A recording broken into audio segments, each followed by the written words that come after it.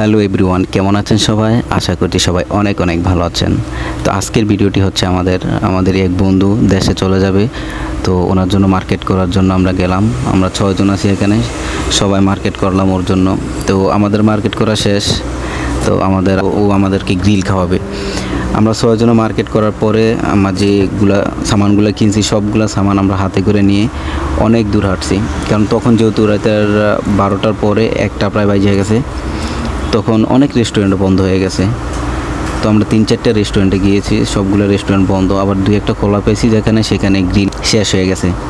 হতাশ হয়ে যখন আমরা হাঁটা শুরু করলাম বাসায় চলে যাব, আজকে খাবো না কালকে খাবো, এরকম একটা প্ল্যান ছিল। তো আমরা মোটামুটি অনেক হাঁটছি। তো এখানে আমাদের মাঝে একজন আছে একটু হাঁটায় দুর্বল, ওনাকে নিয়ে খুব চিন্তিত, বিশেষ করে এই জন্য আর বেশি হাঁটি নেই। তো আমরা হতাশে রুমের দিকে রওনা হচ্ছি। তো আমরা হাঁটতে সামনে একটা রেস্টুরেন্ট পাইলাম, সেটা হচ্ছে মারোয়ারি রেস্টুরেন্ট। এখানে আমাদের বাংলাদেশি ভাইয়েরা চাকরি করে, ভিতরে যে কেচিংয়ে চাকরি করে সে হচ্ছে আমাদের বাঙালি। তো এখানে আমরা মাঝে মাঝে যে আপনার স্যান্ডউইচ খাই, খুব মজা, এখানে স্যান্ডউইচগুলো অনেক মজা। তো সেই হিসাবে আমরা ওইখানে গ্রিল খাইতে গেছি, পরে ওইখানে যে একটা গ্রিল পাইছি, তো আমরা ওইখানে গ্রিলটা পাইছি। তো পরে আমরা গ্রিলটা অর্ডার করার পরে ওনারা আমাদেরকে রেডি করে দিল। রেডি করে দেওয়ার আগে আমাদেরকে যে স্যুপ দিছে, আমরা স্যুপ খাইতেছি, 6 জনের 6টা স্যুপ দিছে। তো এখানে হয় কি গ্রিলের সাথে স্যুপগুলো ফ্রি দেয়, তো আমাদের 6টা স্যুপ দিছে ফ্রি। তো আমরা স্যুপগুলো খাইতেছি, আমাদেরকে স্যুপগুলো দাম। তো আমরা স্যুপগুলো খাওয়ার পরে আমাদের গ্রিল রেডি হয়ে গেছে, এই যে গ্রিল নিয়ে আসলো, আমরা এখন গ্রিল খাবো সবাই মিলে। তো আপনারা দেখতেছেন গ্রিলটা অলরেডি চলে আইছে, গ্রিলটা অনেক বড়। তো আমরা যেহেতু 6 জন মানুষ এক টেবিলে বসছি, গ্রিলটা সবাই হাতে লাগুর পায় না, তো গ্রিলটার আমরা 2 ভাগ করছি মাঝখান দিয়ে। এক সাইডে আমরা 3 জনে নিয়ে নিছি, আর এক সাইড 3 জন নিয়ে নিছি। তো এখন আমরা খাইতেছি।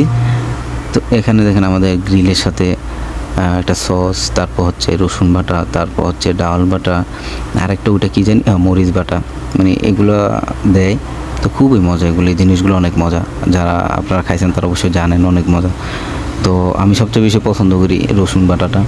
তো আজকে আমি রসুন বাটাটা একদম বাড়েই পাই না, আমি খামো কি তার আগে ওনারা মানে খাইয়া শেষ করে লেছে রসুন বাটা। আমি মনে একবার খাইছি, তারপরে খামু, একবার খাওয়ার পরে আরেকবার নিতে যাবো, দেখি যে রসুন বাটা শেষ, সবাই খাইয়া শেষ করে লাগছে, যেহেতু মানুষ বেশি সবাই খেয়েছে।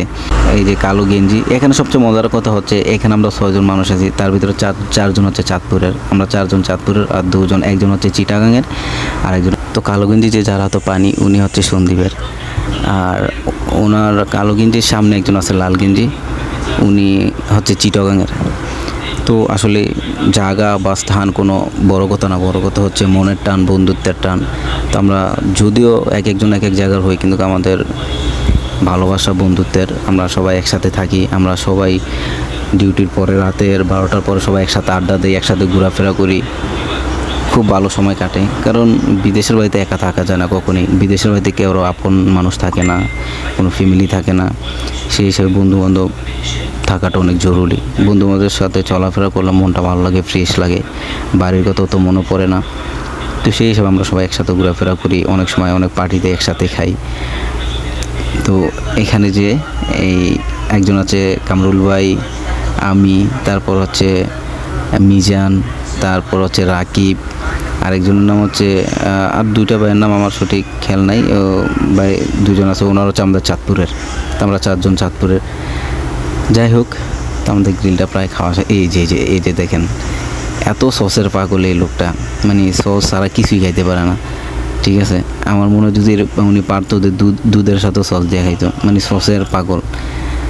এই যে সস নাই, এটা যা খাইতেছে, এখন একটা চামিচ ঢুকাইয়া তারপর হচ্ছে সস টাইনা বের করবো। তো প্রিয় ভিউয়ার্স, আপনারা যারা আমার ভিডিওটা দেখেন, আমার পেজটাকে ফলো করেন, অবশ্যই আমার ভিডিওটা শেয়ার করে দিবেন এবং আমার পেজটাকে ফলো দিয়ে রাখবেন। আপনারা আমার ভিডিও দেখেন, যারাই দেখেন, আস্তে আস্তে আমি আশা করি ছোটো থেকে মানুষ বড় হয়, একদিনে মানুষ বড় কখনই হয় না। তো আমার ভিডিওর কোয়ালিটি বা আমার ভয়েস কোয়ালিটি কেমন হয় অবশ্যই আপনারা জানাবেন। কিছু মনে করবেন না, হয়তো আমি নতুন ভয়েস দিচ্ছি বা আমার ভিডিওটা নতুন, আমি মানে সোশ্যাল মিডিয়াতে নতুন, হয়তো খারাপ হইতেই পারে, এতে করে আপনারা কিছু মনে করবেন না, ক্ষমা দৃষ্টিতে দেখবেন। আশা করব অনেক ভালো করার জন্য সামনে। তো আস্তে আস্তে ইনশাল্লাহ ঠিক হয়ে যাবে, ভয়েস কোয়ালিটি, ভিডিওর কোয়ালিটি সব কিছু হয়ে যাবে। তো আপনারা যদি সাপোর্ট করেন আমি ইনশাল্লাহ অনেক দূরে এগিয়ে যেতে পারবো।